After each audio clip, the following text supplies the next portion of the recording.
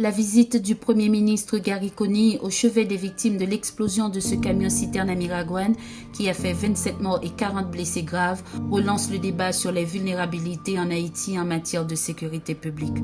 Cet accident tragique du 14 septembre n'est pas un cas isolé, mais révèle les problèmes trop souvent répétés dans le transport des produits inflammables comme l'essence. Le transport de carburant dans des récipients tels que des bidons en plastique, des bouteilles ou autres contenants mal fermés sont des pratiques courantes malgré les dangers.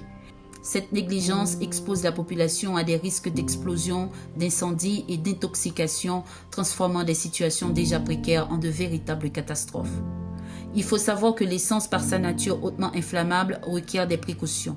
Voici quelques consignes de sécurité que chacun devrait suivre. Utiliser des récipients certifiés, c'est-à-dire autorisés par des organismes de réglementation qui résistent aux chocs et limitent les fuites. Ne pas remplir complètement les récipients.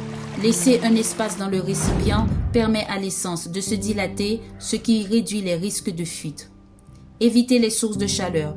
Les récipients contenant de l'essence doivent être éloignés des flammes, des cigarettes ou des étincelles. Transporter de petites quantités. Limiter le transport de l'essence à de petites quantités et uniquement quand c'est nécessaire. Stocker dans un endroit sûr. Il faut entreposer les récipients dans un lieu frais, bien ventilé et hors de portée des enfants. Et enfin, sensibiliser la population.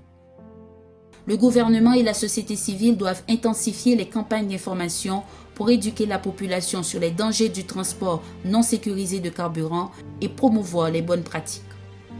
La sécurité dans le transport de l'essence ne doit pas être prise à la légère. Les leçons de Miragoâne doivent être retenues en mémoire des victimes et utilisées pour protéger des vies.